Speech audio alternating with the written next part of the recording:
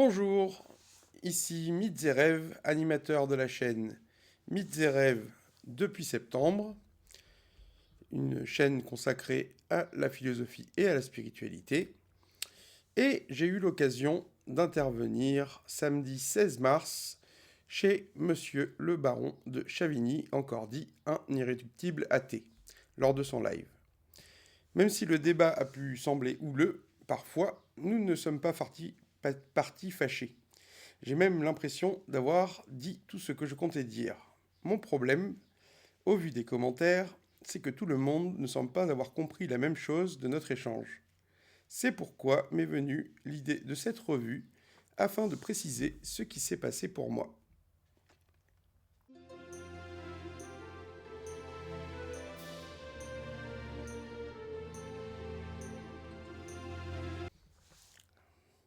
S'il n'était sorti qu'une seule chose de ce débat, ce serait la phrase suivante. L'homme n'est pas un animal parce qu'il fait de l'humanité sa dimension spirituelle. De la bouche même d'un auditeur, juste après la fin de l'échange. Jani, c'était quoi? Il essayait de nous expliquer que l'homme n'est pas un animal parce qu'il fait de l'humanité sa dimension spirituelle. Voilà, c'est ça. Nous ne sommes pas vraiment des animaux. Nous ne sommes pas vraiment des animaux. Le baron se gausse. Alors, l'homme est-il autre chose qu'un animal? C'est là une question classique de la philosophie politique des Lumières autour de l'état de nature.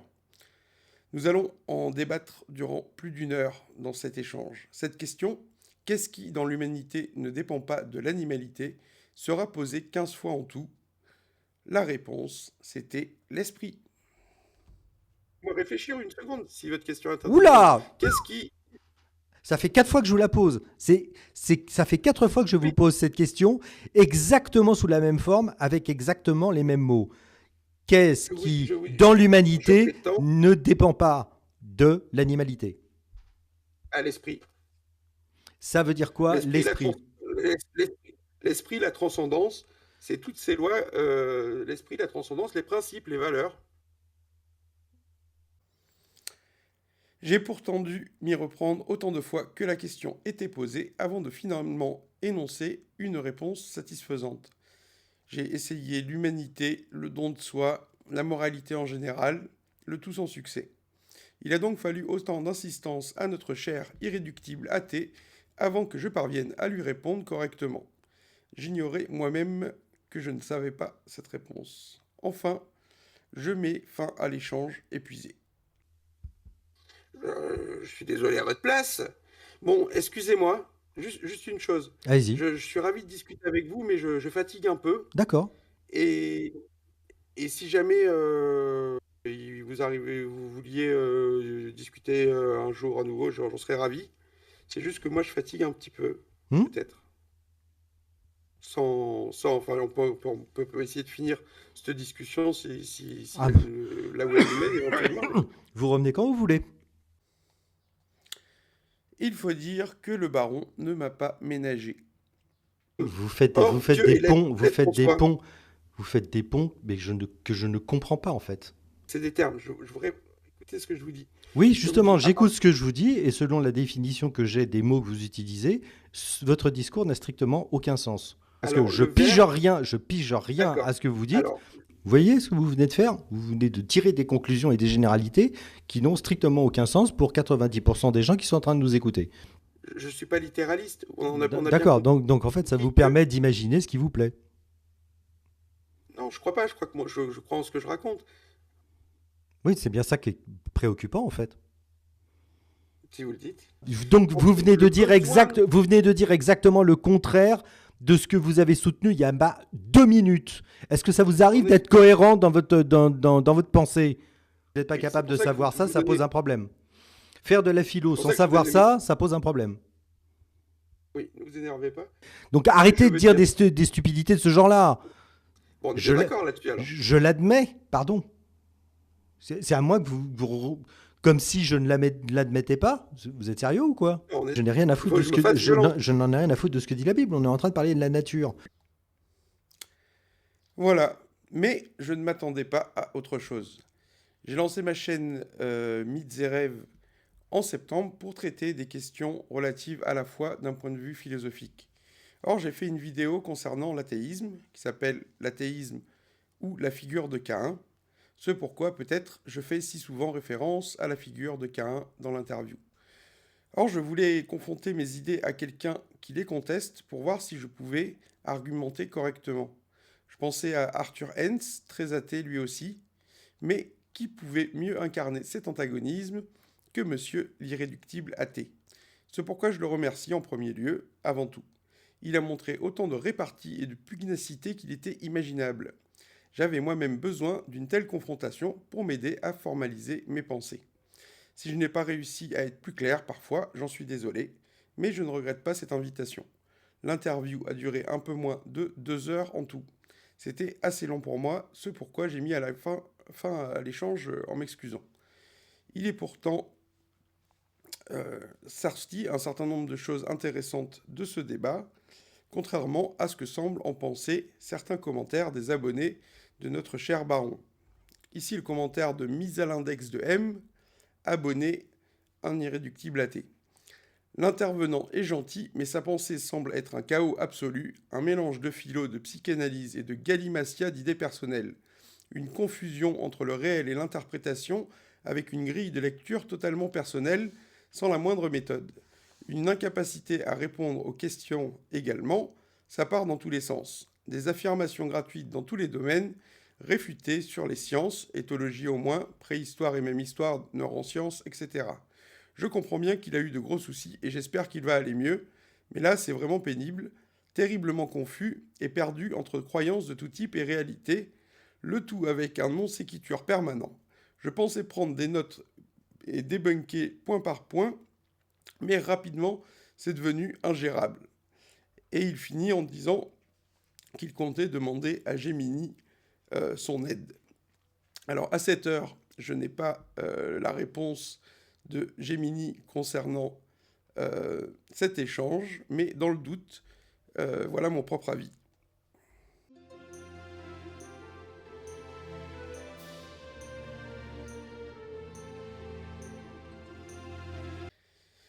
Passons donc à la vision d'ensemble de l'interview. Monsieur le baron m'invite pour témoigner de ma foi. Alors, aujourd'hui, j'avais prévu 2-3 sujets voilà, à discuter sur X. Mais suite à certaines de mes vidéos, donc le succès aidant, donc nous avons passé les 35 000 abonnés, nous avons même passé les 35 100 abonnés. Donc voilà, il y a une marge de progression là de la chaîne depuis que je fais des shorts qui est quand même assez incroyable. Et de fait, donc j'ai de plus en plus de personnes qui viennent m'expliquer que je n'ai rien compris, évidemment. Des textes, que je n'ai rien compris des textes, que j'interprète mal, que j'ai pas les bonnes traductions. Enfin bon, vous connaissez tout ce type d'argumentation. Et parmi tous ces gens, eh ben, il y en a certains qui sont assez,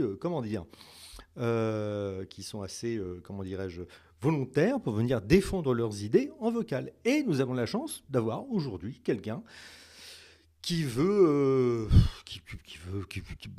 parler, qui veut causer de ce qu'il croit et de ce qu'il... Alors, j'ai pas très bien compris exactement de ce qu'il croit, il va nous l'expliquer. Et pourquoi il le croit. Et donc c'est vachement bien, nous avons donc un interlocuteur aujourd'hui. Voilà. Il a la bienséance de me laisser faire un petit peu de pub. Juste avant, il y a plusieurs personnes qui m'ont posé la question dans le chat. Où vos livres sont-ils édités? Chez qui sont-ils édités? C'est aux éditions Maya. Je peux vous montrer si vous voulez. Oui, si vous les avez, oui, bien sûr. Bah, en fait, mon premier livre était très dur à lire. Je l'ai aussi. Celui-là est le dernier. Il a été publié l'année dernière aux éditions Maya. Il s'appelle Ecce Homo. Voilà. Et les avec éditions, un Judas. les éditions Maya. M-A-Y-K, c'est ça? M-A-I-A. Ah, d'accord. Voilà. Mais passons directement au contenu. En me présentant, je réussis à poser 3 choses. Il me reprochera. Je vous ai laissé déverser toute votre théorie sans jamais vous interrompre pendant plusieurs minutes. Voilà. Alors, la première chose est celle-ci. Je viens à la fois suite à un épisode traumatique. Cela entend que je ne cherche pas à convaincre qui que ce soit de quoi que ce soit, ou de croire en quoi que ce soit, mais à témoigner en premier lieu. Peut-être mon expérience sera utile à quelqu'un dans la même situation. Cela, Alexandre ne l'a pas contesté, et je lui en suis gré. En témoigne sa réponse à ma question, près d'une heure plus tard. Qu'est-ce que vous reprochez à quelqu'un qui est content de ce qu'il est ? Il répondra, je ne lui reproche rien. Mais qu'est-ce que vous avez à reprocher à quelqu'un qui est content de ce qu'il est ? Mais si je lui reproche rien, C'est donc un premier point. Il ne remet pas en cause ma démarche. Mon second point, il y a une fin au parcours spirituel. Selon mes propres allégations, ce chemin se termine quand nous sommes capables de répondre à nos propres questions sur Dieu et sur l'existence. Les athées fantasment Dieu sans le comprendre ni le connaître. Or Dieu n'est finalement que notre personnalité sanctifiée, le terme du chemin spirituel. Telle est la leçon de la foi en général et du christianisme en particulier. Dieu est un homme et l'homme est un Dieu en devenir. Je persuade cette affirmation au moment où il me revient ma dernière question à un croyant alors que j'étais encore moi-même athée il y a plus de 25 ans. Quand cette question me revient, au bout de 120 minutes d'échange, je suis donc tout enjoué. Mais il me rabroue immédiatement. Aucun rapport La différence avec l'animal, c'est l'homme. L'humanité, c'est de donner sa vie par amour. Par exemple. Comment ça s'applique avec les Chinois avant l'arrivée du Christ sur Terre ? Ah, très bien, ça c'était je vous avais dit que moi je posais des questions quand j'étais athée à des gens qui étaient incapables de me répondre, et ça c'était une de mes questions. Les chrétiens disent qu'avant Jésus, on n'avait pas le droit au salut. Et alors je leur disais, c'est alors les gens n'étaient pas, si le paradis c'est en fonction de la vertu, les gens avant Jésus ne pouvaient pas être moraux, c'était pas logique. Est-ce que vous vous moquez de moi ? Est-ce que vous vous moquez de moi ? Non, je ne rigole pas. Est-ce que vous vous moquez Est-ce que vous vous moquez de moi ? Pourquoi vous dites ça ? Or, il ne s'énerve pas pour rien. Je viens de prouver que la question importe autant que la réponse et que nier Dieu, c'est déjà ouvrir un chemin vers lui. Car nous nous sommes rejoints dans nos interrogations donc. Personne n'a répondu à cette question pour moi malgré les années. Moi-même, j'aurais encore du mal à formuler une réponse claire car elle est assez difficile. La foi, la quête du savoir consiste donc à pouvoir répondre à ses propres questions, à ses propres interrogations. En niant Dieu, les athées veulent voir quelque chose d'extravagant et d'impersonnel en lui. Tel n'est pas le message du christianisme. Autant on admire Dieu, autant peut-on se plaire, autant doit-on se plaire. Sans cela, nous vivons dans l'ombre de ce que nous sommes. Les athées rêvent Dieu sans le savoir. Ils ne comprennent pas qu'ils sont dignes d'autant d'amour et d'autant de haine que ce Dieu à qui ils adressent leurs reproches. Tant qu'on n'envisage pas de devenir soi-même le rêve de ce que nous sommes, tel que le propose la foi, nous restons dans l'ignorance de ce que nous sommes vraiment. Telle est donc l'essence du parcours spirituel, devenir l'emblème de ce en quoi on croit. Tel est le témoignage du Christ qui a donné sa vie pour incarner le principe de la foi juive. Dieu est le rêve de l'homme, Dieu est l'homme réalisé. Tout ce qu'on attend de Dieu ou de l'autre, si c'est une seule et même chose, on doit pouvoir le donner soi-même. C'est donc ici la seconde chose que je pose, et voici la troisième. L'objet de mon intervention, mon intelligence du texte de la Genèse, soit comment nous venons de la haine, de l'animalité et de ces émois chaotiques, ce que la Genèse appelle les eaux d'en bas, les eaux amères, avant de nous hisser vers l'amour, les eaux douces, les eaux d'en haut, en établissant l'unité du genre humain, le paradis terrestre, la promesse du livre de l'Apocalypse. Je témoigne donc de ce en quoi je crois et ce sera ensuite l'objet de notre échange. Il faudra bientôt faire admettre à Monsieur le Baron que notre évolution a un terme et que ce terme est le bonheur. Cela le laissera sans voix. Sauf, d'autant plus qu'aujourd'hui, en l'homme, elle se poursuit moralement en lui, alors que les animaux évoluent plus biologiquement encore. Quoi ? Oui, l'homme évolue grâce au verbe. L'homme peut accélérer son évolution par rapport aux animaux et avancer beaucoup plus loin. dans l'évolution. Euh, Dieu et l'humanité en l'homme. Donc nous devons finir par arriver jusque-là. Quoi? C'est le but. Et voilà. L'homme est plus et mieux qu'un animal car il est doué de raison. Le cœur du débat portait finalement sur des notions philosophiques classiques au XVIIIe siècle, au moment où on cherchait à fonder la société en droit. Pour illustrer mon propos, je me servirai donc d'extraits d'opuscules sur l'histoire d'Emmanuel Kant, ici présent, et notamment le chapitre Conjectures sur les débuts de l'humanité. L'auteur y prétend par exemple que l'histoire de la nature commence par le bien car elle est l'œuvre de Dieu, l'histoire de la liberté commence par le mal car elle est l'œuvre de l'homme. Ceci a son importance pour comprendre le drame d'Adam. C'est donc l'apanage de penseurs comme Rousseau, Hobbes, Locke ou encore Emmanuel Kant que ces questions dont nous allons débattre durant la dernière partie de l'échange. Personnellement, j'ai étudié ces idées il y a longtemps, ce pourquoi peut-être j'oublie de les citer directement. J'ai intégré ces concepts sur les bancs de la fac il y a plus de 20 ans maintenant. Or, tel est le souci du récit de la Genèse, tel que je la comprends, que d'expliquer le bien fondé de la société. Ainsi, je cherche à démontrer que le but de l'histoire est la constitution universelle, selon les mots de Kant, qui n'est jamais qu'un autre nom de la Jérusalem céleste dans le livre de l'Apocalypse. Il s'agissait donc, au siècle des Lumières, époque de la rédaction de Vers la paix perpétuelle, de prouver que la concorde est l'avenir de l'homme. Telle est déjà la fin et le terme de la philosophie, à un certain niveau, selon moi. L'histoire de l'homme commence donc par le mal, le péché, la trahison d'un interdit qui nous fait ouvrir les yeux sur ce que nous sommes. Elle se finit par le bien, qui est un retour au paradis perdu, les conditions parfaites de notre existence. J'arrive finalement à poser la distinction entre l'homme et l'animal autour de l'esprit, soit notre capacité à nous comprendre, à nous chérir, et à célébrer ensemble le présent de nos vies. Selon Emmanuel Kant encore, la nature a mis en nous deux dispositions orientées vers deux fins divergentes, à savoir l'humanité en tant qu'espèce animale et l'humanité en tant qu'espèce morale. Jusqu'au moment où l'art atteignant sa perfection, ils deviennent de nouveau nature, ce qui est la fin dernière de la destination morale pour l'espèce humaine.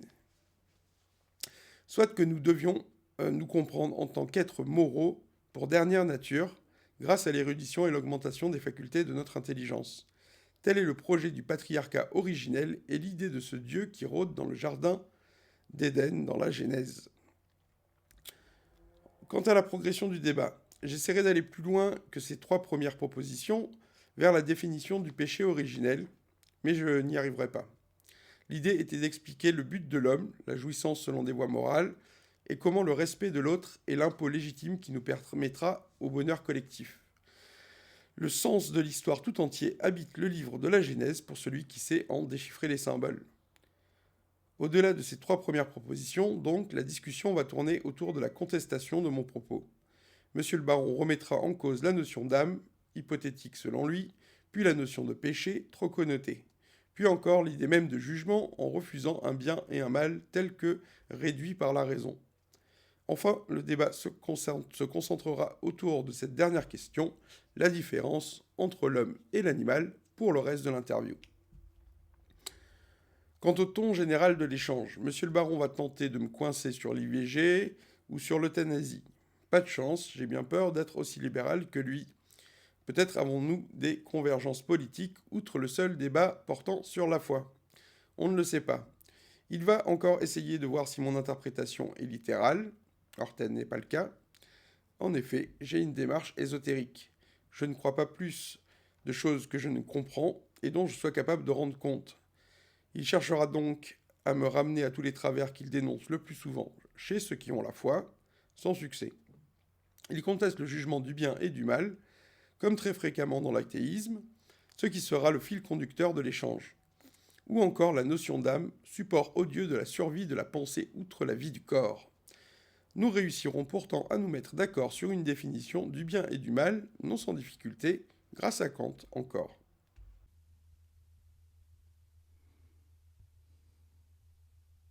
La définition de Kant est objective. Elle dit que si quelqu'un est capable de faire le même choix à ma place, si quelqu'un En fait, moi, j'ai été psychotique, donc je peux vous parler de quelque chose. Donc, À dans la l'époque où même j'ai été psychotique, situation, l'idée de Kant, c'est que posé dans la même situation, il y a un choix moral absolu qui va s'imposer à l'humain et le pousser à faire le même choix que vous. C'est ça? c'est ça. Si quiconque peut se reconnaître en moi dans mes choix, je suis moral. Il faudra donc essayer de définir l'âme, le fait d'être plus que soi en soi, concept ambigu pour un athée qui ne croit pas à la survie de la conscience au trépas. J'essaierai en vain de lui expliquer en quoi une âme est tissée des jugements que nous partageons avec d'autres que soi, sans que cela fasse sens pour lui. Je tenterai de me servir de mon expérience personnelle pour l'illustrer. Il me le reprochera. Non, non, non, non, non, arrêtez de tirer votre expérience personnelle comme si elle était étendable à toute l'espèce humaine. Enfin, le débat se retourne quand il me reprochera de ne pas être moi-même fidèle à l'interprétation traditionnelle des textes. Je vous Je- expose mes idées parce que j'y crois sincèrement, mais c'est tout Très bien, possible. mais ne vous référez pas à une tradition qui dit le contraire de vous. Il refuse par exemple mon explication du litige entre Abel et Caïn, défendant sa propre interprétation des textes bibliques. Mais je suis celui qui témoigne de sa foi et de ce qu'elle entend, à moins que je ne me trompe. Bientôt, on touche au fond de son argumentaire quand il invoque le bien fondé du sentiment d'injustice. Enfin, il tombe de haut quand je lui proposerai d'imaginer une fin et un but moral à notre évolution, ce qui le laissera pantois jusqu'au bout. Il me fera ensuite part d'une croyance personnelle concernant le bouddhisme. Et c'est d'ailleurs pour ça que je déteste le bouddhisme et sa philosophie de Ah, mettre fin au désir. C'est immonde. qui dit lui-même, par exemple, que le but de l'âme, c'est le nirvana, par exemple. Oui, ben C'est un peu la même idée. c'est dégueulasse. Atteindre le nirvana, c'est atteindre l'inhumanité absolue. C'est immonde. Tel est bien le but d'un échange, selon moi, que de partager des points de vue. Il justifiera même assez brillamment le sacrifice du Christ, sans le vouloir, je l'imagine. Je dis simplement que quelqu'un qui fait tout pour stériliser toute possibilité de souffrance se stérilise de ce qui fait la nature humaine parce que par exemple, l'amour fait souffrir. Donc, c'est quelqu'un qui va renoncer aux relations amicales, amoureuses ou de sympathie pour s'éviter la douleur de l'arrachement et de la séparation. Le Christ est celui qui a accepté l'implication de l'amour dans toutes ses conséquences, jusqu'au martyre donc. Son but était de prétendre que l'amour vaut la peine, tout comme le défend ici Monsieur le Baron. Il s'était pourtant moqué de ce sacrifice au début de la discussion. Pardon. La passion du Christ, c'est se sacrifier pour racheter les péchés. Tant qu'il n'y a pas de péché, il n'y a aucune raison d'avoir une passion. Moi, je ne vivrai pas la passion déjà parce que je ne crois pas au concept de péché. C'est donc assez pour moi. Ce que l'on nomme un athée dans nos sociétés occidentales est un chrétien séculaire, exactement comme je le conçois. Un humaniste, tel que Monsieur le Baron se définit lui-même, est un croyant qui s'ignore, puisqu'il défend l'humanité de l'expérience humaine. Or, telle était bien la prétention du Christ que la vie soit bonne, c'est-à-dire humaine, et qu'ainsi il faille croire en elle, et donc en l'auteur supposé de cette vie, le bien nommé Dieu. Quant à moi, j'expose mes arguments, je donne plusieurs définitions de Dieu, mais j'ai du mal à faire valoir mes points de vue. En effet, notre ami irréductible ne saurait les admettre sans se remettre en cause.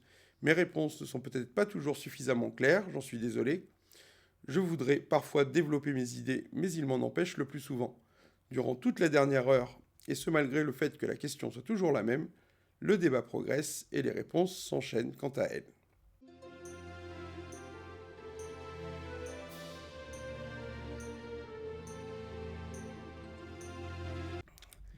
Mais passons tout de suite aux détails de l'échange. En premier lieu, j'expose mes thèses. Suite à son introduction, je me présente donc. Je raconte brièvement mon parcours et comment je suis venu à la foi. Oui, allez-y, présentez-vous. Oui, alors en fait, si nous avons eu l'occasion d'échanger, c'est parce que je regarde un peu votre chaîne. Personnellement, je propose une chaîne de philosophie qui s'intéresse à l'ésotérisme et à la spiritualité. Mon histoire, c'est que j'ai été athée jusqu'à mes 20 ans et je le vivais très bien. Et puis, suite à un échec dans mes études supérieures, j'ai décompensé, je ne l'ai pas soutenu. Je suis parti en voyage aux États-Unis, j'ai fait une bouffée délirante. Et quand je suis revenu en France, je ne savais plus m'exprimer. J'étais dans un état autistique parfait et j'étais complètement, comment dire, j'étais planté. Et donc, j'ai fait une prière à un Dieu, s'il existe, de telle manière qu'il puisse m'aider à ce moment-là, parce que je n'y arrivais plus. Et donc, j'ai eu une espèce de réponse, celle dont j'avais besoin, celle que j'ai compris. Et les 25 années postérieures de ma vie ont consisté à revenir vers moi-même grâce à la spiritualité et le travail d'écriture. Puis j'expose succinctement ma vision du parcours spirituel dans son ensemble. Et donc, je voulais dire que ce travail a une fin à un certain niveau. Bon, entre-temps, j'ai rédigé une petite vingtaine de bouquins. Le dernier a été publié, tous traitant de sujets relatifs à la spiritualité ou à l'ésotérisme. J'ai d'ailleurs une thèse qui peut vous intéresser sur le péché d'Adam et Ève. J'ai écrit un ouvrage dessus. Et finalement, j'ai plus ou moins répondu à mes propres questions. C'est-à-dire que en tant qu'athée, je posais des questions aussi, moi aussi, à ceux qui croyaient, à ceux qui croyaient dans ce que je comprenais pas. Et puis finalement, je me suis rendu compte que j'ai dû répondre à ces questions. Et si je peux en faire profiter quelqu'un, je m'en félicite. Et puis qu'une fois qu'on a répondu à nos propres questions, il est temps d'aller en avant parce que finalement, la science ou le savoir, quel qu'il soit, n'est pas l'essentiel de l'expérience. Il faut vivre. Voilà le second point qui est posé.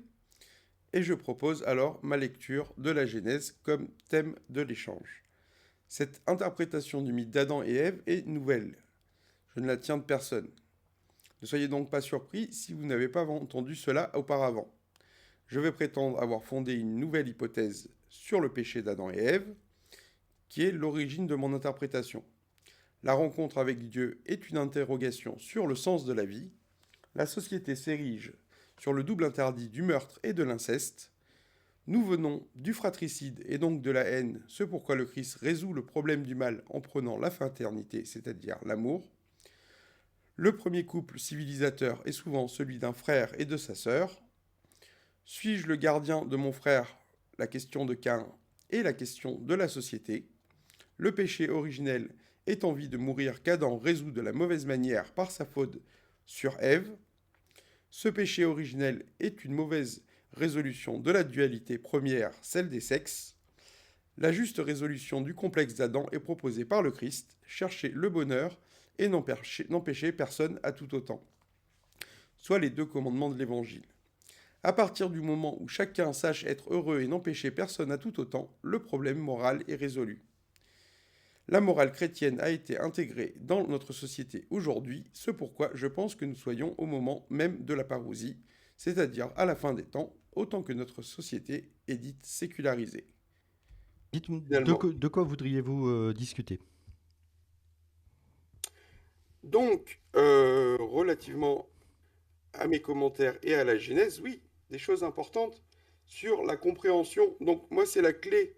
C'est un cold case de 5000 ans. Et je pense que ce péché d'Adam et Ève, et je pense qu'il permet de comprendre ce dont il s'agit. Donc, mon hypothèse, c'est que le péché d'Adam et Ève soit un inceste entre un frère et sa sœur, du fait que Ève soit de la chair d'Adam et à côté de lui. Et cet inceste, c'est-à-dire ce fratricide sexuel, se poursuit avec un fratricide criminelle, en l'occurrence entre Caïn et Abel. Et en fait, Adam marque l'origine du patriarcat dans l'histoire, c'est dans la Genèse. Et la société commence réellement, comment dire, la, la conscience qui se pose la question du sens de la vie euh, commence au moment où on se transpose vers la causalité, l'idée du Père. Donc Adam est le premier homme en cela qu'il est le premier à se poser la question du sens de la vie et de l'intérêt de la société. Et donc la société se bâtit sur ces deux interdits qui sont celui de l'inceste et du meurtre. Et donc la problématique est fratricide ici. Et c'est pourquoi le Christ la répare en proposant la fraternité. Et ce mythe, en fait, se retrouve dans toutes les civilisations du monde, que ce soit par exemple en Égypte, où Isis est l'amante de son frère Osiris, qui est lui-même tué par son frère Seth. Ça existe aussi en Amérique latine ou en Chine. Le premier couple civilisateur est souvent celui d'un frère et d'une sœur. Et en fait, par rapport au mythe de Lilith, on dit qu'au début, les deux éternels, le masculin et le féminin, étaient dos à dos, et que soudain ils se retournent, et c'est pourquoi, finalement, c'est là l'origine de la société elle-même, hein, avec cette phrase de Caïn qui dit « Suis-je le gardien de mon frère ?» C'est la question de la société. Et en fait, il se trouve ici la première dualité de l'humanité, c'est-à-dire la dualité homme-femme, qui est résolue, mais de la mauvaise manière. C'est-à-dire que le mythe de la chute, c'est la nostalgie, la mélancolie, l'envie de mourir. En fait, Adam et Ève ne savent pas qu'est-ce qu'ils font, qu'est-ce qu'ils font au monde, et Adam va trouver en Ève la réponse. Ce fameux serpent n'est jamais que la libido et son désir, mais c'est un désir interdit qui va sûrement peut-être ou éventuellement les bannir de leur société d'alors parce que effectivement ce type de liaison remet en cause la postérité. Donc la réponse d'Adam à la tristesse et à la mélancolie, à l'impression d'avoir été banni d'une unité avec Dieu, d'un paradis, de quelque chose qui puisse l'attirer dans la mort, grâce à Ève, n'est pas une solution qui puisse s'appliquer à tout le monde. La réponse vient du Christ, qui assume les deux pendants moraux de la condition sociale, à savoir trouver le bonheur, tel qu'Adam l'a trouvé en Ève, et aussi laisser la possibilité aux autres de le trouver, c'est-à-dire être moral. Et ici, les choses sont résolues, c'est-à-dire qu'à partir du moment où chacun sache être heureux et n'empêcher personne à être heureux, la solution au problème social est résolue. Et donc, nous arrivons déjà à notre époque qui devrait être la manifestation de cette résolution. En l'occurrence, notre société sécularisée a fini d'intégrer la morale christique. C'est pourquoi je pense que nous sommes maintenant pas loin des moments de la parousie et on peut en discuter éventuellement. Voilà. C'est un peu long, ça prend 15 minutes en tout, mais occupera ensuite 2 heures de débat. Donc j'essaie ensuite d'aller un peu plus loin dans mes idées en donnant la définition du fruit du bien et du mal, mais sans succès. Sa première question porte sur la réalité du mythe d'Adam et Ève. Monsieur le baron commence par vérifier si ce en quoi je crois entre dans les catégories dont il a l'habitude. Mais je ne suis ni littéraliste ni fondamentaliste. Ok, alors, j'ai entendu beaucoup de choses. Oui. J'ai pas compris grand-chose, je vous l'avoue. Direct. Déjà, alors, pour commencer, Adam et Ève, selon vous, c'est juste un mythe ou c'est une réalité? Et donc, personnellement, je pense qu'il y a certainement un espèce de fondement historique à cette histoire, parce que c'est le seul moyen qu'elle ait transité jusqu'à nous. Et donc, je suppose éventuellement la réalité de l'histoire, à ceci près que, bien sûr, qu'on ne saura jamais le prouver. Ok. Est-ce que vous êtes au courant que ce concept de la génétique et de l'histoire de l'humanité interdit toute possibilité que l'humanité soit issue d'un couple unique? Voilà. Or, Adam est, selon moi, un symbole, celui de la conscience de soi, celui de l'esprit d'éternité qui soudain s'engouffre dans un animal et en fait un homme. Je lui dis donc à l'occasion que je comprends la divinité du Christ. Il tique immédiatement, ce à quoi j'essaye d'expliquer que Jésus a donné sa vie pour incarner le principe d'être étant de la foi juive. Sans succès encore. Viennent ensuite mes tentatives d'éclaircissement sur la définition de Dieu, selon les Hébreux, puis ma définition de l'homme selon la Bible. Adam est le symbole de la conscience qui se pose la question du sens de la vie. Non, mais en fait, vous comprenez pas, Adam est le premier homme, parce que Adam est le premier homme qui se pose la question du monde. Dieu vient de jour, c'est-à-dire de la lumière, et la lumière dans la Genèse, telle que traduit par Fabre d'Olivet, ça veut dire élémentisation intelligible, c'est-à-dire intelligence des choses et de la vie. Dieu est intelligence finalement. Et Adam aurait été le premier à recevoir, à se poser la question du sens de la vie. Donc, en quoi le mythe d'Adam et Ève traduirait une réalité qui s'inscrirait dans une temporalité cohérente?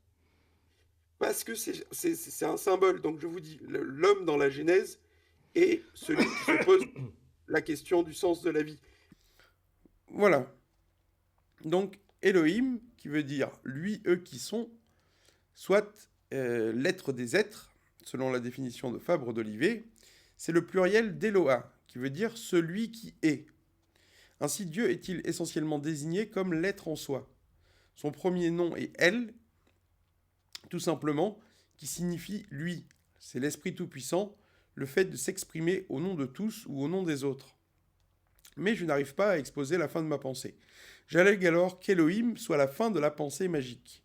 En effet, tel que Jean-Jacques Rousseau en fait l'hypothèse à son époque, la parole devait se rapprocher du chant ou de la rhapsodie à ses débuts, accompagnée de mimes. Avec l'apparition du patriarcat et de la figure du Dieu Père, origine de l'homme selon la Bible, c'est la force de la raison qui va s'imposer peu à peu jusqu'à l'individualité. Ainsi sortons-nous progressivement de l'animalité. C'est un processus de conscientisation finalement de soi. Dieu est donc l'origine de la raison car il est la cause, le motif, la justification de toute chose. Ainsi, à partir de l'apparition d'un Dieu mâle, Père, le but de la pensée va-t-il évoluer vers la justification du réel, l'intellection de la vie, par identification avec ce référent hypothétique.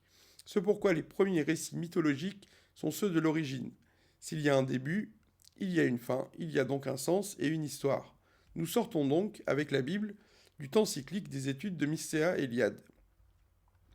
Notre second point d'achoppement porte sur la notion d'âme. Je devrais m'y reprendre plusieurs fois pour essayer de lui expliquer que notre âme est ce qui nous lie à l'autre et à la vie, outre les décrets du corps. C'est donc notre amour. En tout cela qu'on partage une idée ou un sentiment avec quelqu'un, cela nous sort de notre isolement intérieur, cela dépasse le simple cadre de nos passions, c'est-à-dire de notre animalité. L'amour crée des ponts entre les consciences et des liens qui dépassent le cadre de l'espace et du temps. C'est la première fois qu'il s'énerve car pour lui, l'âme est un concept douteux. Les animaux, c'est nommer les mots, c'est nommer nos problèmes, c'est nommer nos passions et pouvoir nous en différencier. Comme nous faisons en ce moment, nous essayons de discuter des concepts et de nous mettre d'accord dessus.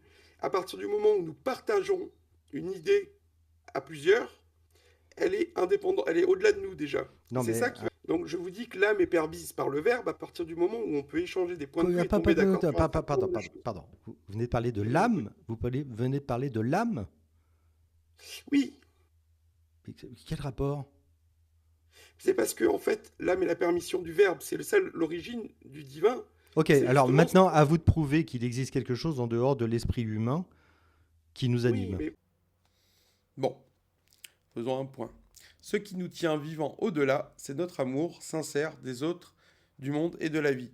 nous sommes vivants, outre les décrets du corps, en tout cela que nous sommes moraux, en tout cela que nous sommes élevés par rapport aux basses réalités du monde, en tout cela de notre respect pour les autres et pour la vie. C'est pourquoi je lui propose de considérer que nous possédions déjà une âme commune, lui et moi, en cela des valeurs que nous partageons, telles que véhiculées par le langage et par la culture. Mais c'est trop pour lui, semble-t-il.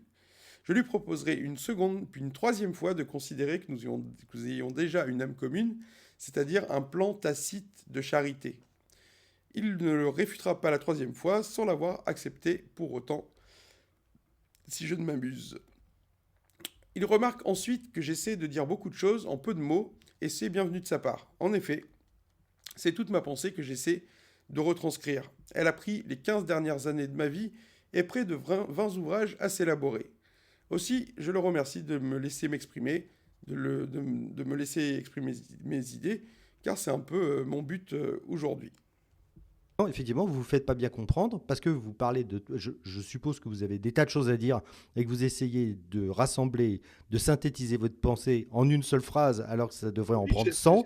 Vous avez tendance à rassembler des concepts qui n'ont strictement aucun rapport pour votre interlocuteur, mais uniquement pour vous parce que vous avez déjà réfléchi au lien qu'il y a entre eux. Oui, j'ai réfléchi à ça. Voilà, donc essayez de comprendre, expliquez-nous comme si on avait 5 ans. J'ai déjà entendu cette phrase quelque part, il n'y a pas si longtemps. Dans la bouche de ma mère, en l'occurrence, mot pour mot. Point pour lui donc, ce que je tente d'expliquer ne va peut-être pas de soi, j'en conviens. Au-delà, nous entrons déjà dans la contestation de mon propos. Vient maintenant la contestation de la notion de péché. En tant qu'athée, Monsieur l'irréductible ne reconnaît tout simplement pas l'idée de péché. C'est plus un terme, selon moi, bien que connoté, il entend finalement un reproche de l'attitude, une faute morale, disons.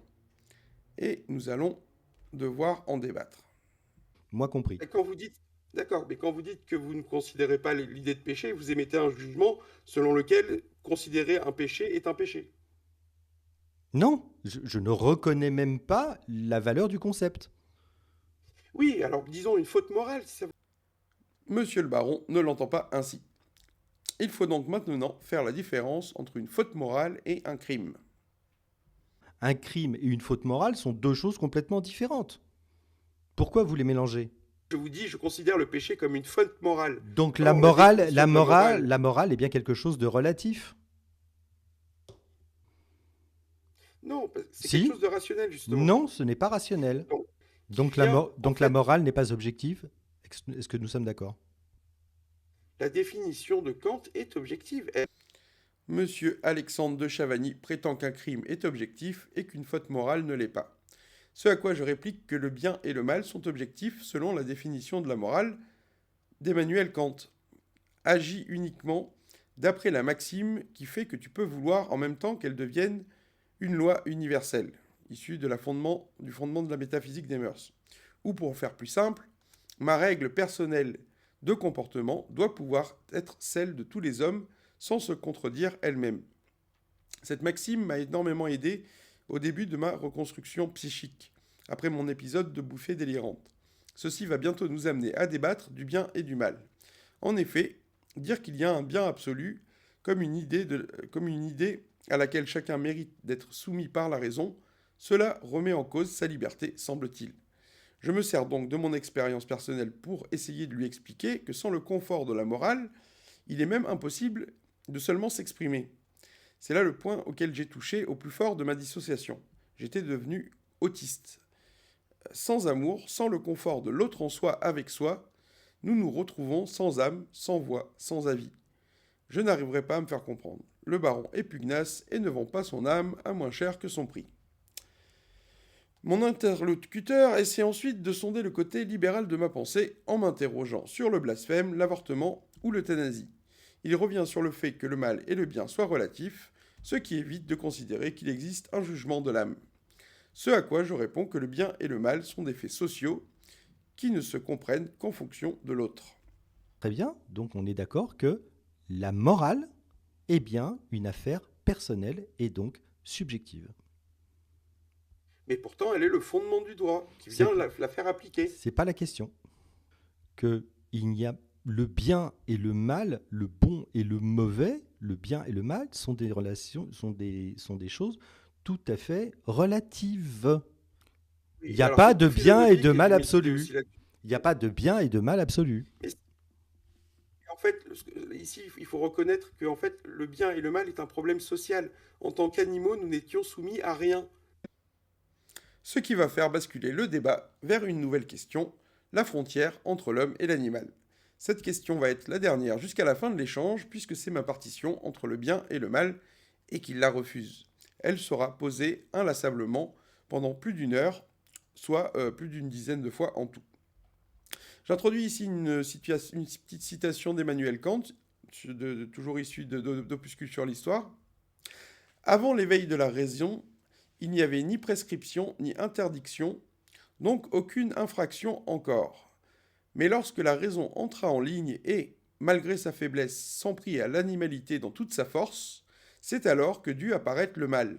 Et, qui pisait, au stade de la raison cultivée, apparut le vice totalement absent dans l'état d'ignorance, c'est-à-dire d'innocence.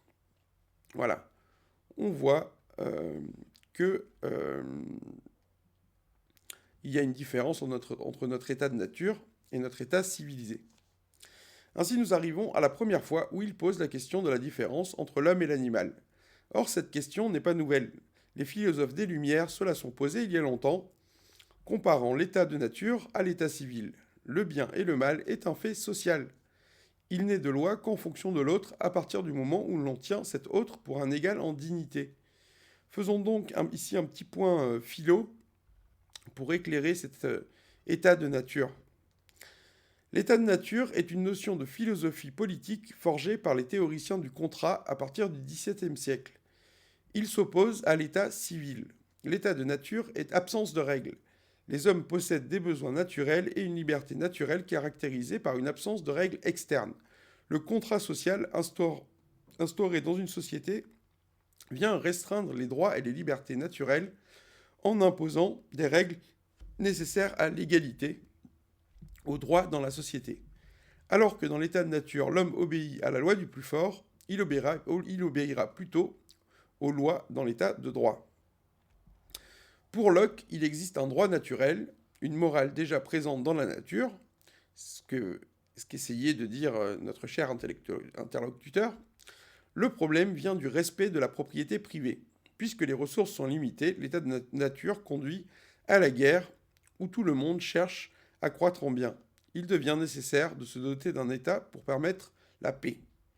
Pour Hobbes, l'état de nature est un état de guerre de chacun contre chacun. Les hommes choisissent de passer entre eux un contrat par lequel ils se dessaisissent de leur liberté, le pouvoir de se donner à eux-mêmes leurs propres lois, et pour la transférer à un tiers, le souverain chargé d'assurer la sécurité. Donc on voit ici les différentes versions du passage de l'état de nature à l'état civil. Enfin, pour Hegel, cette idée de l'état de nature est une des nébuleuses comme en produit la théorie, une fiction. Il soutient que, de manière primaire, sans la médiation de l'éducation, les hommes sont violents et injustes, l'instinct naturel ne trouve pas de borne et peut se déchaîner. D'où l'intérêt donc de la civilité. Je propose donc que l'humanité vient de cette soumission volontaire à la loi qui fait de nous une communauté d'âmes supérieure à notre simple condition animale, notre état de nature. Oui, parce que je vous disais que le bien et le mal est un fait social, et qu'il n'est de bien et de mal qu'en fonction de l'autre. Nous étions en train de parler du comportement social comme étant un effet naturel de l'évolution. Vous refusez cette idée, ok, très bien. J'allais vous dire, si vous m'écoutez, que le corps mental arrive en l'homme au moment où il imagine une loi qui soit supérieure à lui. Et tout le monde étant soumis à la même à la même loi, provoque un plan de charité entre les uns et les autres. Prouvez-le. Que l'homme est le seul à avoir un corps mental en ça qu'il soumet son privilège naturel à une loi qui le dépasse. Quel privilège naturel? Quel privilège naturel soumet-il, me demande-t-il? Celui de sa liberté, en l'occurrence. Alexandre de Chavagny invoque maintenant l'exemple des bonobos. Je rebondis immédiatement. Les bonobos respectent l'interdit de l'inceste et c'est exactement là ce que comprend Adam. Ce pourquoi ses yeux s'ouvrent. Il existe une loi transcendante qui nous soumet, il existe des interdits, il existe des choses à ne pas trahir. Ce sont là des restrictions à ma liberté première, pleine et entière. Il y a donc un bien et un mal, quelque chose à comprendre. Telle est l'origine de la raison. Lui prétend plutôt que la moralité est naturelle, mais il semble ne pas comprendre que nous soyons seulement des animaux doués de raison, finalement. Je réitère donc mon hypothèse sur le péché d'Adam et Ève. Ils étaient des animaux avant de comprendre qu'il existe une loi, non encore écrite à l'époque, mais d'ores et déjà bien présente dans la nature. Telle est l'origine de la morale, telle est l'origine de la raison en l'homme. Mais le débat va se retourner maintenant. Monsieur le baron va s'en prendre à mon interprétation des textes. Il va donc contester mon hypothèse de départ. C'est pour ça que, je le répète, les deux fondements de la société sont l'interdiction de l'inceste et du meurtre qui sont réunis dans l'histoire d'Adam et Caïn et dans d'autres mythes à d'autres endroits. Il n'y a absolument aucun inceste entre Adam et Ève.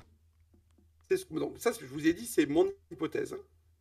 Oui, bah prouvez-la. Que Adam soit prouvez-la. Que Adam soit le frère. Prouvez-la. Voilà. Prouvez-la. Eh bien, la prouver, ça risque d'être difficile. Pour autant, ou de même que pour Isis et Osiris, je ne suis pas sûr qu'on sache le prouver. En attendant, quel est ce péché Pourquoi est-ce que Adam, qui est attiré par Ève, commet quelque chose de mal? Qu'est-ce qu'il y a? Où est le problème? Où est le problème entre l'attirance entre un homme et une femme, si ce n'est avec ce lien de Vous savez que les plus grands théologiens expliquent que c'est pas l'acte sexuel qui était répréhensible. Hein. Non, mais l'acte sexuel est essentiel à la génération. C'est pour ça, c'est bien ce que je dis. Non, c'est pas ce que. Non, c'est pas ce que vous dites. Je vous écoute. Vous dites qu'il y a eu un inceste entre Adam et Ève. Oui, je dis que c'est ça le péché originel. Comment il peut y avoir un inceste entre deux êtres différents? Il revient donc à une lecture littérale de la Bible, considérant qu'Adam et Ève, premiers êtres vivants créés par Dieu, n'ont pas de parents. Ce à quoi je réponds que ce qui m'intéresse dans les Écritures, c'est ce en quoi elles m'aident à me comprendre moi-même, c'est-à-dire dans une démarche ésotérique. Et tel est le pari de la foi pour moi, une ouverture sur les mystères de ce que nous sommes, non pas une adhésion dogmatique à quelque chose que je ne comprends pas.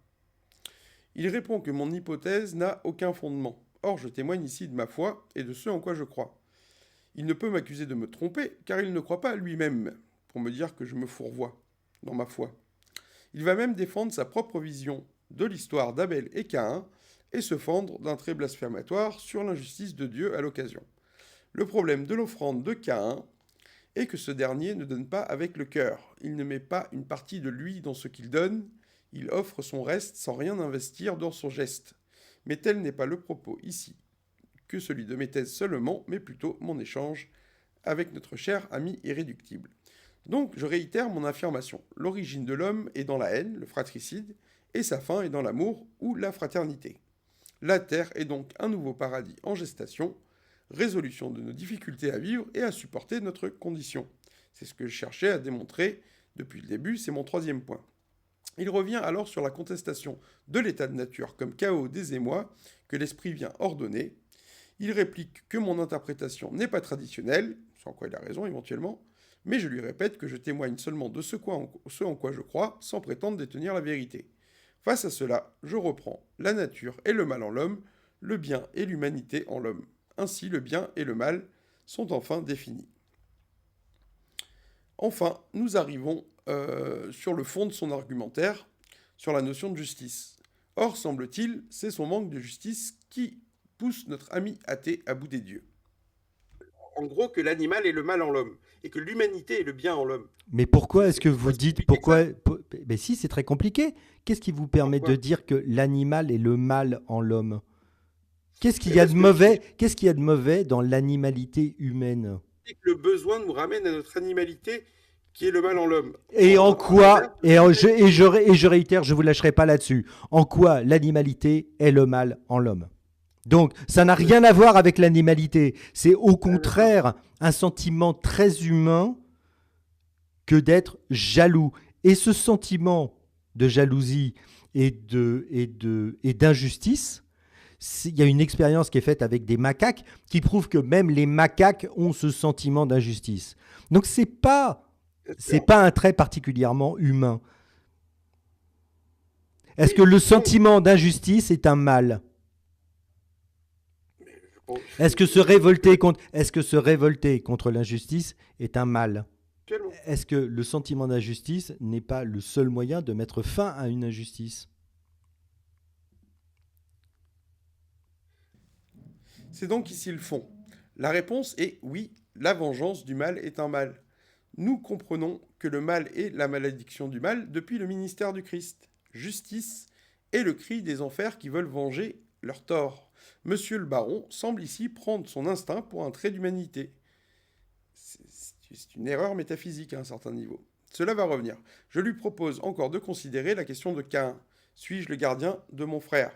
Car la société s'oppose à l'instinct belliqueux. Mais il ne fait pas le rapport. Il répète alors la question de la différence entre l'homme et l'animal.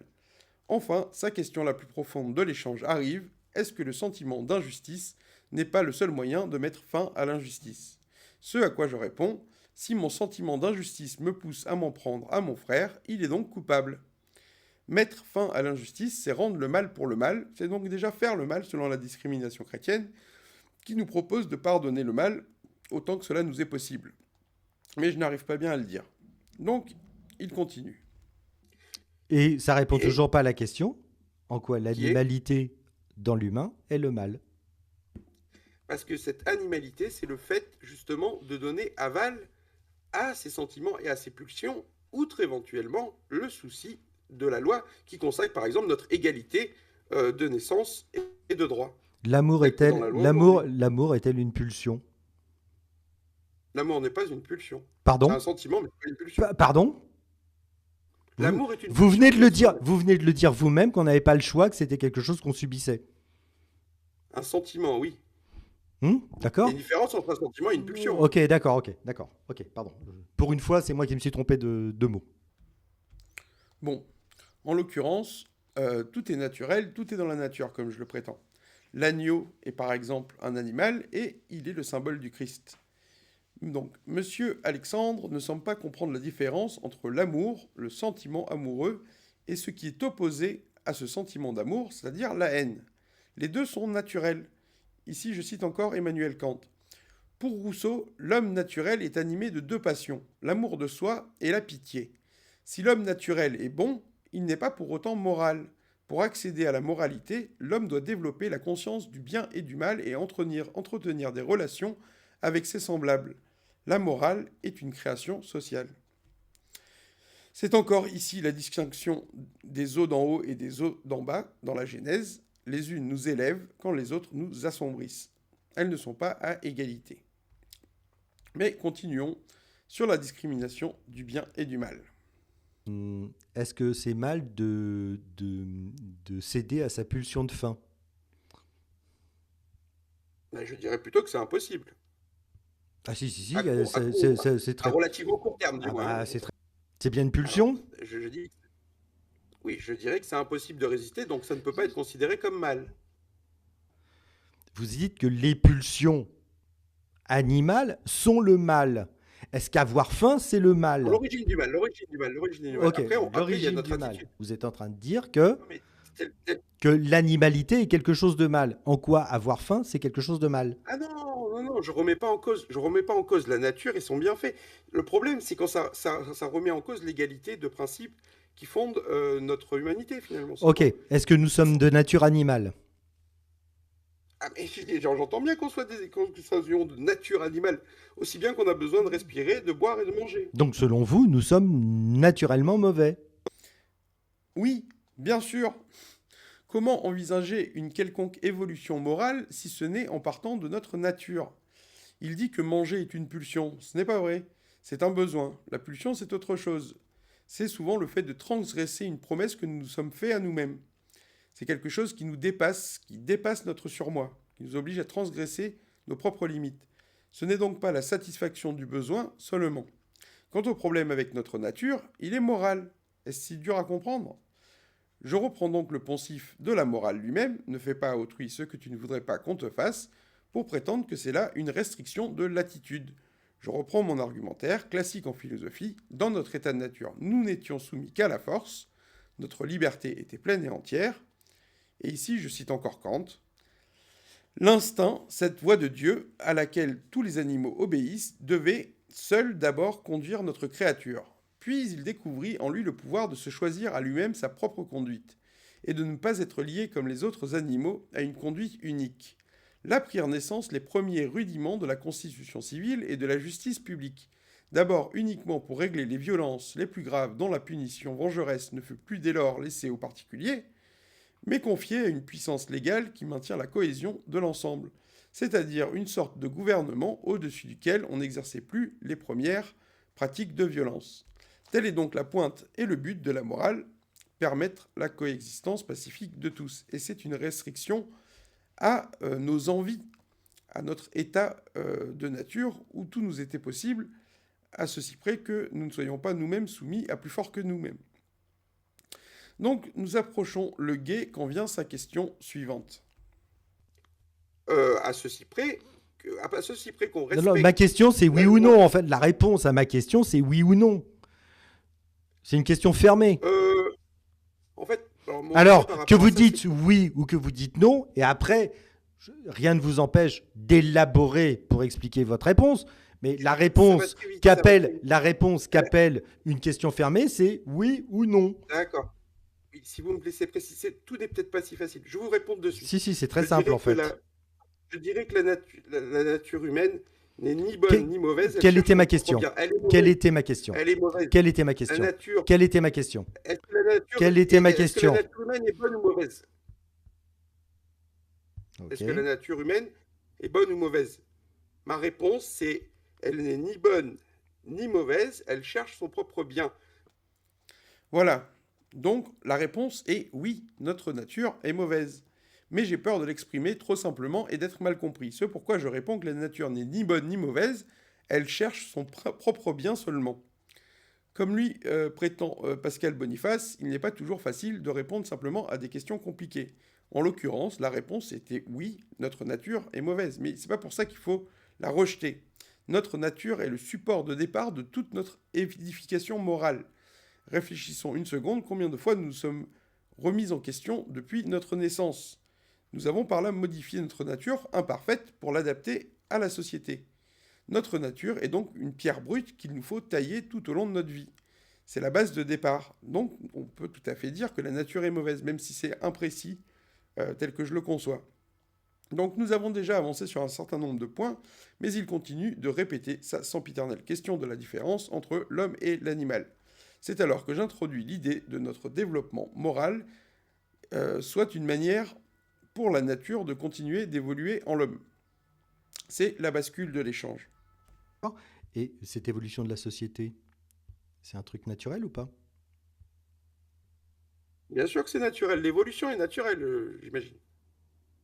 Sauf, d'autant plus qu'aujourd'hui, en l'homme, elle se poursuit moralement en lui, alors que les animaux évoluent plus biologiquement encore. Quoi? Oui, l'homme évolue grâce au verbe. L'homme peut accélérer son évolution par rapport aux animaux et avancer beaucoup plus loin dans l'évolution. Dieu et l'humanité en l'homme. Donc nous devons finir par arriver jusque-là. Quoi? C'est le but. Je disais Dieu et l'humanité en l'homme. Non, on était en train de parler de l'évolution. Oui, l'évolution. Alors tout évolue dans la nature, c'est pour ça, oui. Vous avez dit que l'homme accélérait son évolution? Oui, l'homme accélère son évolution terriblement grâce au partage de ses pensées. Là, ce que nous faisons, là, nous sommes en train d'essayer de nous mettre d'accord sur quelque chose, imaginons. C'est quoi? C'est des choses que les animaux font très peu. J'essaye donc, pour une seconde fois, de lui dire que l'âme est ce tissu de jugements et de valeurs qui noue ensemble plusieurs consciences, au-delà de leur simple passion. Notre âme est cet amour de la vie que nous partageons avec les autres autour de valeurs communes. Mais ce concept d'âme est encore refusé. Être d'accord sur quelque chose avec quelqu'un, c'est être plus que soi seul en soi. C'est donc déjà être moral. Or, ce qui nous prémunit du mal nous prémunit de l'oubli. Mais cette idée de l'âme et de la survie de la conscience au trépas est peut-être un peu trop difficile pour lui. C'est quoi l'évolution? L'évolution, quelle qu'elle soit, c'est une adaptation au milieu naturel.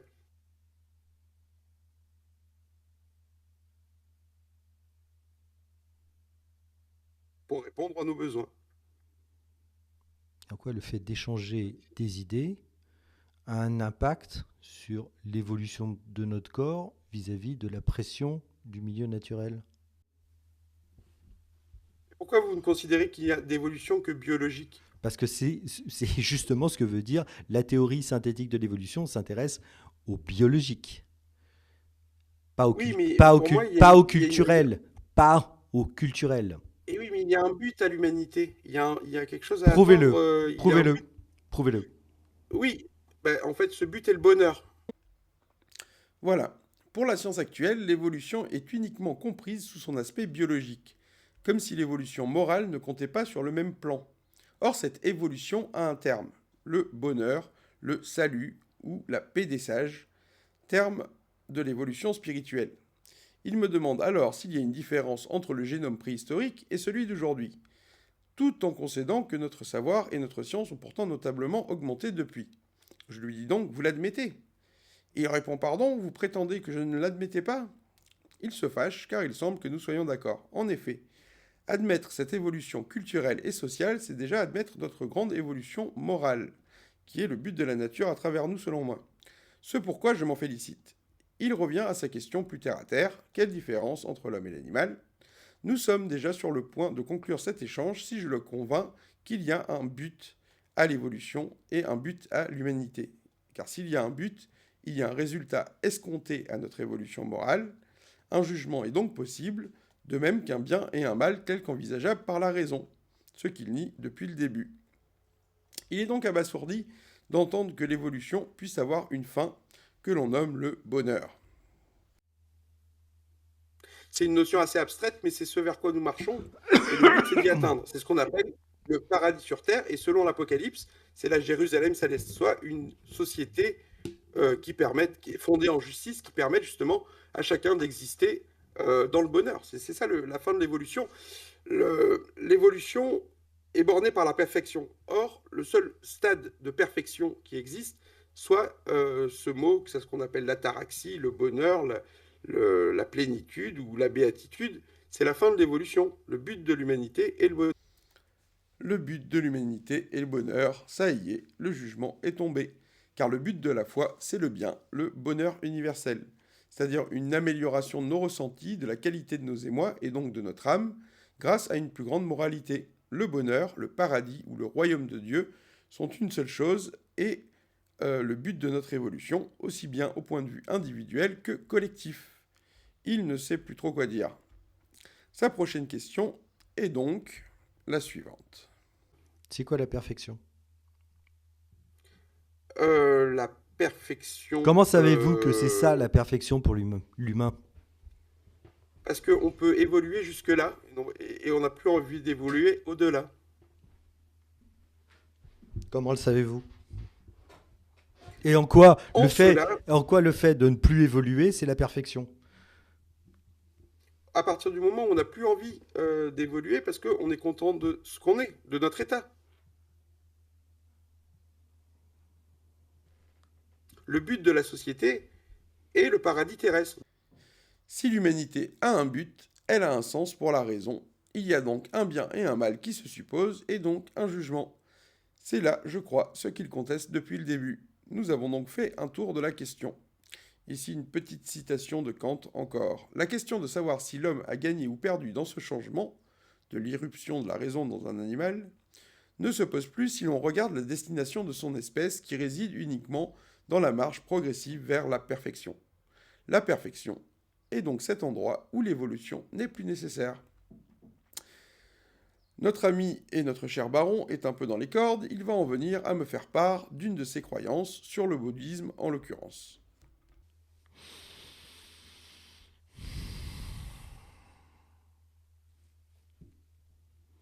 J'ai presque peur qu'on soit d'accord. Non, non, non, non, non, on n'est pas d'accord. Je comprends même pas ce que vous dites en fait. Ça n'a enfin, Ok. ça n'a aucun sens. Oui, donc, quand je disais, La fin du selon moi, désir, la fin du désir, la fin la perfection, c'est la fin du désir, c'est la fin de notre humanité. Ce qui fait de notre humanité, c'est justement le fait et c'est d'ailleurs pour ça que je déteste le bouddhisme et sa philosophie de ah, mettre fin au désir. C'est immonde. qui dit lui-même, par exemple, que le but de l'âme, c'est le nirvana, par exemple. Oui, ben C'est un peu la même idée. eh ben c'est dégueulasse. Atteindre le nirvana, c'est atteindre l'inhumanité absolue. C'est immonde. Mais qu'est-ce que vous avez à reprocher à quelqu'un qui est content de ce qu'il est? Mais si je lui reproche rien, qu'est-ce que... Notre débat avance. Enfin, il me fait part de quelque chose de personnel, de quelque chose en quoi il croit. Le bien se justifie de lui-même, car il n'attend rien d'autre de l'autre ou de la vie. Il est cet état où nous sommes en accord avec ce que nous sommes. La situation s'est renversée. C'est lui qui assume et défend l'amour de la vie, ici, contre le bouddhisme. Or, tel était mon propos que cet amour, aussi bien que l'amour de la vie, entende le remerciement pour le don de la vie, et donc pour le créateur de la vie. Tel est mon premier parti dans cet échange, témoigner du fait que Dieu m'a apporté l'équilibre auquel je n'avais plus accès seul et sans lui. Il n'a donc rien à reprocher à mon approche de la foi. Tel était le but et l'espoir de mon intervention, prétendre que Dieu n'est pas un objet approprié de détestation, mais plutôt la source de tout bienfait qu'on adore dans le bonheur. Mais voyons maintenant comment Monsieur le Baron défend l'amour. Vous-même, si vous admirez l'amour, c'est parce que vous estimez que c'est une voie vers le bonheur, par exemple. Vers le bien, vers le bonheur. Mais je n'admire pas l'amour. Mais en quoi j'admire... Je n'admire pas l'amour. Ça veut dire quoi, admirer l'amour? Ça veut dire quoi? Ça n'a aucun sens. Vous avez dit à l'instant que selon vous, le nirvana remettait en question l'amour. Mais c'est que vous valorisez l'amour. Oui. Sinon, quel est le problème? Oui. Il n'y a pas de différence entre valoriser et admirer? Ah, excusez-moi, je me suis mal exprimé alors. Tant qu'on se comprend, ça ira. J'ai surinterprété ses dires, semble-t-il. Il s'en plaint. Il a peut-être raison. L'essentiel n'est pas là. Monsieur le baron valorise l'amour, sentiment élevé de l'être, et je ne vais pas manquer de le lui faire remarquer. Son idée est donc bien que l'amour vaut la souffrance qu'il entend, et que l'homme s'honore dans son consentement à la douleur si c'est par amour. Monsieur l'irréductible athée justifie ainsi le sacrifice du Christ.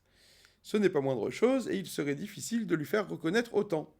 Lui aussi respecte certaines valeurs morales comme saintes, il ne reconnaît pas la sainteté à Dieu, c'est tout. Or, c'est bien là le problème de l'athéisme, selon moi, lui qui ne veut pas rendre à Dieu ce qui revient à Dieu, c'est-à-dire le bénéfice du bienfait de sa vie à l'origine de toute vie, qu'on nomme le Créateur. Mais revenons à notre question sempiternelle. Et donc, désolé. Et j'ai toujours pas l'explication de pourquoi est-ce que vous considérez que la part animale de l'homme est le mal. Ce qui sous-entend qu'il y aurait une... Ce qui sous-entend... Pardon, je vais finir. Pardon, j'ai précisé, après je vous laisse répondre. Ce qui sous-entend qu'il y aurait une part de l'homme qui ne serait pas animale. Et oui, c'est son humanité. Ça ne veut rien dire. Et si, l'humanité, justement, c'est ce qui fait de nous des êtres égaux. Qu'est-ce que l'humanité? Qu'est-ce que l'humanité dans l'homme? C'est la conscience pour moi. Et une fois de plus, je vous répète que c'est complètement idiot puisque nous avons des animaux autour de nous qui ont des niveaux de conscience. Oui, mais ils ne sont pas capables de s'exprimer clairement. Ah déjà, si. L'humanité, c'est la conscience, c'est la capacité à se comprendre. Si un éléphant... Ça veut dire quoi? Ça veut dire quoi? Le considérer comme un égal. En dignité. Ça dépend de son comportement. On ne considère pas les chiens comme des égaux en dignité avec les hommes. Non, en effet. Bien qu'ils aient un statut privilégié par rapport aux autres animaux. On est d'accord. Et ce que je vous dis, un homme, c'est pas une biologie. C'est une res cogitans, c'est un jeu, c'est une faculté à se faire comprendre et à échanger des pensées. Il prend donc, à ce moment, l'exemple des chiens et des chats à qui on présente des boutons pour qu'ils s'expriment. Là, c'est moi qui dis génial, car cette expérience montre justement que la frontière entre l'homme et l'animal n'est donc pas une différence génétique, définition de l'homme en tant qu'espèce selon la science, mais justement l'accès à la conscience de soi par l'entremise du verbe. J'utilise donc l'exemple d'un extraterrestre pour signifier l'humanité comme la conscience de soi plutôt qu'une biologie seulement. Je prends ensuite l'exemple du Christ pour témoin de ce qui est moral et non pas animal en l'homme. Mais voyons ce qu'en dit Emmanuel Kant. Le quatrième et dernier progrès que fit la raison, achevant d'élever l'homme tout à fait au-dessus de la société animale, ce fut qu'il comprit qu'il était la fin de la nature. La première fois qu'il dit au mouton « La peau que tu portes, ce n'est pas pour toi, mais pour moi que la nature te l'a donnée », il lui retira et s'en fit un vêtement. Il découvrit le privilège qu'il avait sur les autres animaux. Il n'avait pas le droit de traiter un autre homme de cette façon, mais il devait le considérer comme un associé participant sur un pied d'égalité avec lui au don de la nature. C'était se préparer de loin à la limitation que la raison devait à l'avenir imposer à sa volonté à l'égard des hommes ses semblables, et qui, bien plus que l'inclination et l'amour, est nécessaire à l'établissement de la société. En attendant, vous n'avez toujours Oui, pas démontré en quoi il y aurait une part non animale dans l'humain. si je vous le répète pour une troisième fois, c'est l'humanité qui est l'opposé. Parce que, regardez, simple, Définissez l'humanité. la- oui, donc, à Démontrez que l'origine, l'humanité n'a pas de part à une part qui n'est pas animale. oui, c'est, par exemple, alors le sacrifice du Christ est purement, comment dire, non égotique, purement, comment dire ça, Aucun rapport avec ma il est par question. amour. Non, c'est la, non, c'est la réponse. Aucun La rapport avec. différence avec l'animal, c'est l'homme. L'humanité, c'est de donner sa vie par amour, par exemple. Ok, comment ça s'applique avec les Chinois avant l'arrivée du Christ sur Terre? Ah, très bien, ça c'était une... Je vous avais dit que moi je posais des questions quand j'étais athée à des gens qui étaient incapables de me répondre, et ça c'était une de mes questions. Les chrétiens disent qu'avant Jésus, on n'avait pas le droit au salut. Et alors je leur disais, c'est alors les gens n'étaient pas... Si le paradis c'est en fonction de la vertu, les gens avant Jésus ne pouvaient pas être moraux, c'était pas logique. Est-ce que vous vous moquez Et de donc, moi? Est-ce que vous vous moquez de moi? non, je rigole pas. Est-ce que vous Je vous rigole moquez? pas, c'est vrai. Est-ce que vous vous moquez de moi? Pourquoi vous dites ça? Voilà. Il me demande comment l'humanité est possible aux Chinois qui ne connaissent pas le Christ. Et je retombe sur mes pattes, car c'est la question que moi-même je me posais avant de devenir croyant. Si le salut est donné par le Christ, comment et pourquoi le salut serait-il impossible outre le Christ, dans la mesure où il sanctifie la vertu? Nous n'avons pas besoin de personne pour être vertueux. Et je me réjouis car j'ai retrouvé ici ma dernière interrogation datée. Cela revient aux prémices de la discussion quand je prétendais qu'à travers la foi, nous ne sommes amenés qu'à répondre à nos propres questions. Être athée, remettre en cause la bonté divine, est donc le début de la foi quand nous l'interrogeons. C'est pourquoi je suis enjoué. Je viens de prouver que l'important dans la foi, ce n'est pas de croire, mais d'aimer. Nous arrivons maintenant à la fin de l'échange. Je suis épuisé et il continue de me cuisiner avec toujours la même question. Je l'ai trop entendu, je veux maintenant y répondre de manière satisfaisante, je veux en finir. On va Je vous recommencer. dis tout On va recommencer. Pardon, on va recommencer. Prouvez-moi que ce qui définit l'humanité dépend de quelque chose qui n'est pas animal.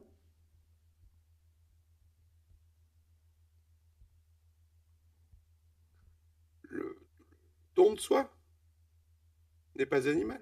Enfin, ouais. Ça veut dire quoi, le don de soi? Euh, Donc je vous dis, tout ce qui est moral, pour moi, n'est pas animal. Prouvez-moi que notre humanité dépend de quelque chose qui n'a pas de connexion avec l'animalité. Salut Guillaume. Oui, l'animalité, pour moi, revêt tout ce qui est passionnel, pulsionnel, tout ce qui vient du corps, Et hein. Euh, les sentiments les plus élevés, comme tels que l'amour ou le don de soi, ne relèvent pas forcément de l'animal. Alors, ce qui dans Et plutôt que de reconnaître que vous avez tort, vous changez les mots pour exprimer toujours les mêmes stupidités. Laissez-moi réfléchir une seconde, si votre question est intéressante. Oula! Qu'est-ce qui... Ça fait 4 fois que je vous la pose. Ça fait 4 fois que je vous pose cette question, exactement sous la même forme, avec exactement les mêmes mots. Qu'est-ce qui, dans l'humanité, ne dépend pas de l'animalité? À l'esprit. Ça veut dire quoi, l'esprit? L'esprit, la transcendance, c'est toutes ces lois, l'esprit, la transcendance, les principes, les valeurs. Voilà, ça y est, j'ai enfin répondu à la question de manière satisfaisante. Je ne pensais pas que cela me coûterait autant. L'homme se qualifie par rapport aux autres animaux par son intelligence qui lui permet de comprendre d'autres que lui-même sur un plan d'égalité. Et puisque la différence entre l'homme et l'animal est ainsi résolue, nous méritons de nous féliciter les uns du bonheur des autres sans autre distinction que le mérite. Nous ne sommes pas les uns isolés des autres, mais ensemble dans une grande aventure dont le but est le bien de tous, qu'on nomme la félicité, le paradis renouvelé dans le temps ou la Jérusalem céleste, ce qui était mon point, et le but de la manifestation à travers l'homme. Enfin, nous arrivons sur une question à laquelle je ne vais pas savoir répondre, et qui sera la dernière de l'échange. Non, mais c'est par ça qu'on brille au-delà de notre minimalité. C'est dans nos vertus spirituelles. Non, ça n'a rien de spirituel. En quoi les maths sont spirituelles? Bah, la mathématique, c'est du pur principe, quoi. Il n'y a rien de tangible là-dedans. Ah bon? Calculus? Quelle est l'origine du mot calcul? Quelle est l'origine du mot calcul? Je vous pose la question, si vous la savez. Putain, vous avez fait des maths et vous savez pas ça? C'est embêtant quand même. Des maths. Hein, calculus, c'est des maths. C'est de la culture, ça, c'est pas des maths. Voilà donc. Il m'explique qu'on commence à calculer grâce à de petites pierres. C'est édifiant et cela m'intéresse, si ce n'est en rapport exact avec le sujet. Son reproche sans scrupule, dédicace à ceux qu'on la ref, prétend qu'on ne saurait calculer sans une bonne base d'étymologie. Je ne suis pas sûr de son argument. Mais nous avons finalement abouti à une pierre d'achoppement réelle, mon manque de culture. Sa question m'intéressait, je n'avais pas la réponse. Ici, épuisé, je mets fin à l'échange. Il me dit, la prochaine fois, on parlera des textes. Nous n'étions jamais qu'en train de parler de mon interprétation de la Genèse. Donc en conclusion, tant qu'on n'accepte pas Dieu, on refuse de porter la croix du mal et de mériter le bénéfice du bien, de tout le bien. Soit on refuse notre propre dignité éternelle, notre propre divinité, et nos pouvoirs créateurs. Refuser Dieu, refuser que Dieu soit un homme et que nous puissions briller aussi haut que ce premier exemple que fut le Christ, c'est refuser de vivre vraiment.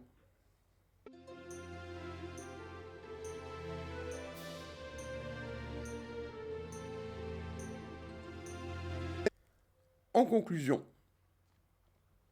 Dieu est un espoir quand il n'y a pas d'espoir, quand il n'y a plus d'espoir. Dieu est salutaire dans le malheur. Aussi longtemps arriverons-nous à aimer la vie par nous-mêmes, la question de Dieu ne se pose pas.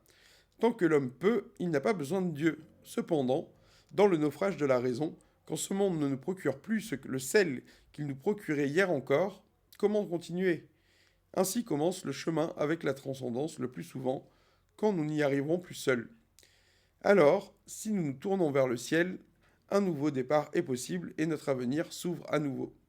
Il n'est donc pas forcément lieu, selon moi, de croire en Dieu tant que les conditions de notre bien sont réunies. Mais en cas de détresse, Dieu est un secours salutaire pour celui qui n'y croit plus. En second point, la foi ne nous demande pas d'admettre ce que nous ne comprenons pas. La foi est un parcours, un cheminement spirituel. Il commence dans la rencontre avec Dieu et se finit dans le cœur de l'action. La foi nous invite à trouver nos réponses, à nous rassurer sur le bien fondé de la vie. À ce jeu, les questions sont aussi importantes que les réponses. S'interroger sur l'existence de Dieu, c'est déjà chercher Dieu. Chercher à faire mentir Dieu, c'est moins s'opposer à lui que lui reprocher ce qu'on ne comprend pas. La spiritualité est une quête de sens. Le fait de croire ou de ne pas croire est finalement secondaire. Seul le résultat compte. Le plus élevé dans le royaume des cieux est celui qui aura le plus d'amour dans le cœur, celui qui aura le plus et le mieux aimé la vie. non pas celui qui a soumis son entendement sans comprendre. Dieu en tant que logos est intelligence, intelligence de la vie en général et intelligence de notre vie en particulier. Le savoir nous aide à bien vivre et tel est son seul bénéfice. Nous sommes le gardien de notre cœur, le gardien de ce en quoi nous avons foi, qu'on croit en Dieu ou pas. Si le but de la conscience est la connaissance, nous sommes tous à égalité. Chacun est responsable de ce qu'il pense et de ce qu'il est, avec ou sans Dieu, au-dessus de sa tête. C'était donc le second point. En troisième point, nous ne pouvons éviter la vérité éternellement. Chacun a le droit à la vérité sur Dieu et sur l'au-delà. Si on évite d'envisager les arrière-mondes, le paradis et l'enfer, vie durant, la réponse nous attend simplement dans la mort. Ceux qui attendent de voir pour croire ou de mourir pour admettre leurs lacunes n'auront pas servi le propos de la transcendance. Ainsi commenceront-ils leur parcours spirituel après le trépas. La foi, c'est comprendre que l'autre en soi, celui avec qui j'interagis intérieurement tout au long du jour, c'est Dieu. Dieu est l'altérité elle-même. C'est le choix libre de chacun d'adhérer ou non à un système de pensée. Le croyant est celui qui anticipe le moment de sa mort pour commencer à vivre au-delà des ici-bas. Le croyant n'a rien à reprocher au non-croyant si celui-ci est heureux de la réalité dans laquelle il vit. L'athée a foi. Il a foi en lui-même et en sa propre capacité à justifier le bien et le mal. Il est le héros de sa propre vie et tant que son rêve se vérifie dans la réalité par le bonheur, nul ne lui demande d'abandonner sa manière de voir. L'athée vit dans l'espérance des temps présents. Or telle était la prière du Christ aimé. Nulle croyance n'est nécessaire à cela. Nous serons jugés à notre amour, non pas en fonction de ce en quoi on croit. En quatrième point, être athée en Occident aujourd'hui, c'est être héritier de la foi du Christ. L'héritage chrétien s'est sécularisé. Il est entré dans nos cœurs, dans nos mœurs, jusque dans nos institutions, à travers ses valeurs. Être athée aujourd'hui, c'est être héritier des siècles d'histoire qui ont façonné nos mentalités. Le christianisme a été intériorisé, et personne ne le défend mieux qu'un athée quand il prétend son droit au bonheur. Personnellement, je ne mets pas les croyances au même niveau. Un musulman et un chrétien croient ensemble en Dieu. Les musulmans prétendent croire au même Dieu que les juifs et que les chrétiens, pourtant, ils ne croient pas en la même chose, du moins tel que je le comprends. Les messages divergent et ne veulent pas dire la même chose, et il y a donc de nombreuses manières d'envisager le réel avec ou sans la foi. J'admire personnellement l'œuvre du Christ sur le plan intellectuel essentiellement. Avec lui, nous avons dépassé l'Antiquité. Mais en qui qu'on croit ou en quoi qu'on croit, nous sommes sur un pied d'égalité face à l'autorité morale qui juge de nos actions. À chacun d'être l'ambassadeur et le représentant de son idéal de vie. En cinquième point, un athée vit dans l'innocence adamique. Un athée d'aujourd'hui se plaint souvent du manque de cohérence du dogme qu'on lui propose. Il voudrait qu'on lui dise en quoi croire, tout simplement. Mais cela ne va pas de soi. C'est plutôt un chemin vers soi qu'une réponse toute trouvée. Le Christ a donné sa vie en témoignage à ce Dieu en lequel il avait foi. Comment ne comprendrait-il pas ce que cela effraie ? C'est une épreuve terrible. Croire en Dieu, c'est donc créer un chemin vers sa propre divinité. C'est seulement en assumant sa propre responsabilité dans le mal, dans tout le mal, comme dans le bien, tout le bien, que nous deviendrons plénipotentiaires de notre expérience. Ainsi, dans la foi, nous nous élevons en dignité et dans la profondeur de nos émois. Sans la foi, nous sommes tels des enfants dans le jardin d'Éden, nous sommes tels Adam et Ève n'ayant pas encore croqué dans le fruit du bien et du mal. Nous rêvons notre vie plutôt que nous vivons vraiment. L'athée est finalement dans l'état avant la chute. Il ne comprend pas ce que lui reproche le ciel, tant il se tient pour digne de la dignité de chacun. Il oublie que le Christ est mort par sa faute, ou du moins pour lui. Ainsi, avant de croquer dans le fruit du bien et du mal en acceptant l'autorité divine, l'athée vit dans la seule jouissance du jardin. Et c'est très bien, à ceci près de ses limites. Finalement, je vous laisse ici ma recommandation, la piété. Toujours selon les mots de Kant, il est de la plus haute importance d'être satisfait de la providence, même si elle nous a tracé sur notre monde terrestre une voie très pénible. On doit donc à Dieu, selon moi, autant que la chance de notre vie, autant qu'on aime la vie, sinon pas plus. Il ne s'agit pas de foi, mais de piété finalement. Il s'agit d'être juste, et cela ne dépend que de soi. Alors, si vous avez apprécié la vidéo, vous pouvez vous abonner, Je mettrai aussi en description, pas en description, ici, la vidéo sur l'athéisme que j'avais fait moi-même. N'hésitez pas à aller la consulter ou à venir sur la page. Je vous souhaite le meilleur et je vous dis à bientôt.